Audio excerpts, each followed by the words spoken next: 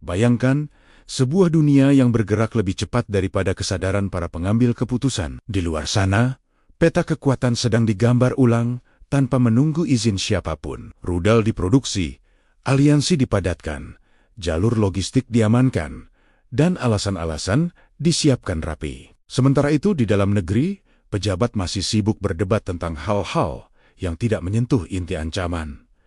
Dunia tidak menunggu negara yang lamban membaca zaman. Dunia hanya bergerak, dan yang tertinggal akan diseret, bukan diajak. Perang dunia bukan lagi wacana masa depan yang jauh.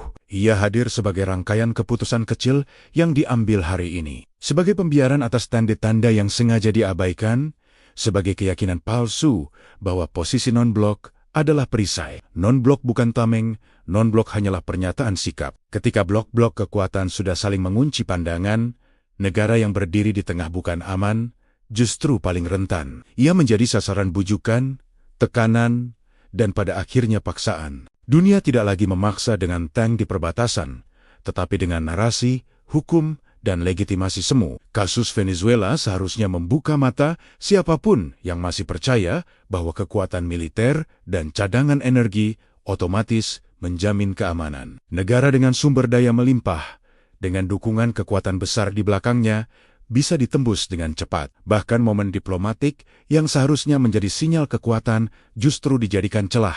Ketika seorang kepala negara bisa diambil, diadili, dan dijadikan simbol ketundukan dalam hitungan jam, pesan itu tidak ditujukan hanya kepada rakyatnya. Pesan itu ditujukan kepada semua negara yang merasa terlalu yakin dengan status dan posisinya. Indonesia bukan negara kecil. Kekayaan alamnya luar biasa, letaknya strategis. Jalur perdagangannya vital bagi dunia. Semua itu adalah aset. Tetapi dalam dunia yang sedang mengeras, aset juga berarti target. Keyakinan bahwa non-blok membuat kita tidak tersentuh adalah ilusi yang berbahaya. Ketika kepentingan global terganggu, ketika stabilitas kawasan dianggap terancam, alasan apapun bisa dibentuk. Tuduhan korupsi sistemik, ketidakmampuan mengelola sumber daya, ancaman terhadap keamanan regional, semua itu bisa dirangkai menjadi narasi yang terdengar masuk akal di telinga internasional. Dunia tidak akan bertanya apakah tuduhan itu adil. Dunia hanya akan melihat siapa yang paling kuat mengulanginya. Disinilah kegelisahan rakyat seharusnya didengar, bukan dianggap kebisingan. Ketika masyarakat merasa ada yang tidak beres, itu bukan paranoia. Itu insting kolektif yang membaca gerak zaman. Rakyat melihat pagar sedang dibuka, bukan karena ingin menakut-nakuti, tetapi karena mereka sadar bahwa ancaman modern tidak datang dengan pengumuman resmi. Ia datang pelan, melalui regulasi, melalui tekanan ekonomi, melalui penggiringan opini, melalui pembenaran hukum. Ketika akhirnya pintu diketuk, semuanya sudah terlambat. Hubungan antara kebijakan domestik dan situasi geopolitik global tidak bisa dipisahkan. Ketika pemerintah sibuk dengan aturan yang membungkam kritik dan andeng-gandang, yang mempersempit ruang ekspresi, sinyal yang terbaca keluar bukan stabilitas, melainkan kerapuhan. Negara yang alergi kritik terlihat seperti negara yang menutup luka tanpa menyembuhkannya. Dalam dunia geopolitik, kelemahan internal adalah undangan terbuka, bukan hanya bagi kekuatan asing, tetapi juga bagi narasi yang ingin menguasai arah negeri ini dari luar. Sejarah Indonesia seharusnya cukup menjadi guru yang keras. Dari masa awal kemerdekaan, kita tahu bahwa berdiri di atas kaki sendiri bukan slogan kosong. Itu hasil dari membaca peta dunia dengan tajam, memahami bahwa kekuatan besar selalu punya agenda, dan menyadari bahwa kedaulatan tidak dijaga dengan pidato, tetapi dengan kesadaran kolektif. Ketika pemimpin masa lalu berbicara lantang tentang kemandirian, itu bukan romantisme, melainkan refleksi dari pengalaman dijadikan ajang tarik-menarik kepentingan global. Hari ini, dunia kembali berada di titik serupa, tetapi dengan alat yang lebih canggih dan metode yang lebih halus. Tidak perlu lagi pendudukan terang-terangan. Cukup dengan dalih menjaga stabilitas, melindungi kepentingan bersama, atau menertibkan negara yang dianggap bermasalah. Dalam kerangka itu, negara non-blok yang kaya sumber daya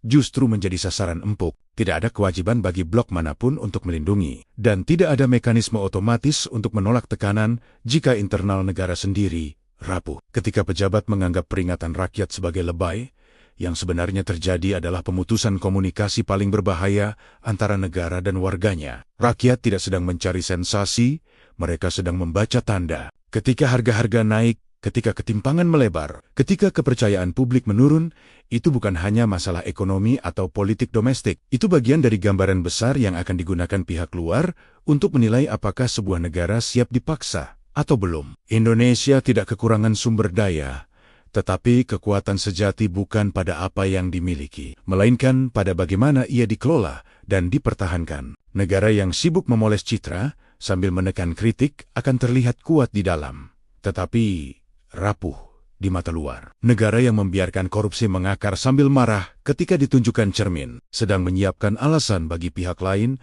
untuk masuk dengan dalih membereskan kekacauan. Dunia tidak bergerak dengan niat baik. Ia bergerak dengan kepentingan. Siapapun yang menutup mata terhadap itu sedang mempertaruhkan masa depan bangsanya. Ketika blok-blok besar sudah saling berhadapan, ruang netral menyempit drastis. Pilihan yang tersisa bukan lagi bebas memilih, tetapi dipilihkan. Dalam kondisi seperti itu, negara yang tidak siap akan dipaksa masuk ke permainan dengan posisi paling lemah. Peringatan ini bukan untuk menakut-nakuti, tetapi untuk menggugah. Bahaya tidak selalu datang sebagai ledakan. Seringkali ia datang sebagai kebiasaan buruk yang dibiarkan, sebagai kesombongan yang tidak dikoreksi, sebagai keyakinan bahwa semua akan baik-baik saja. Padahal sejarah berulang bukan karena kebetulan, tetapi karena manusia menolak belajar. Jika Venezuela saja bisa diperlakukan seperti itu, bukan karena lemah, tetapi karena dianggap bisa, maka pertanyaannya sederhana. Apa yang membuat kita yakin tidak akan mengalami hal serupa kekajaan alam? Justru itu yang membuat mata dunia tertuju. Posisi non-blok itu bukan jaminan hubungan baik. Hubungan baik bertahan selama kepentingan sejalan. Rakyat sudah berbicara berulang kali dengan caranya masing-masing. Mereka melihat dunia bergerak menuju konfrontasi terbuka, melihat blok-blok mengeras, melihat hukum dijadikan senjata. Mereka juga melihat pejabat lebih sibuk mengatur suara daripada memperkuat fondasi. Kesenjangan ini yang paling berbahaya, karena ketika negara dan rakyat tidak lagi membaca ancaman yang sama, negara akan berjalan sendirian menuju jurang. Belajar dari masa lalu bukan berarti hidup di masa lalu. Belajar berarti memahami bahwa kemerdekaan dan kedaulatan bukan status permanen. Ia harus dijaga setiap hari dengan kebijakan yang berpihak pada ketahanan nasional, dengan keterbukaan terhadap kritik, dengan keberanian membaca dunia apa adanya. Jika tidak, maka ketika dunia benar-benar memasuki fase konflik besar, kita tidak sedang berdiri di tengah sebagai penengah, melainkan berdiri sendirian sebagai sasaran. Bahaya itu tidak lagi di ufuk. Ia sudah di depan pintu. Dan pintu itu tidak akan menunggu sampai kita selesai berdebat tentang hal-hal kecil. Dunia akan mengetuk dengan caranya sendiri. Dan saat itu, hanya negara yang siap yang bisa menjawab tanpa kehilangan segalanya.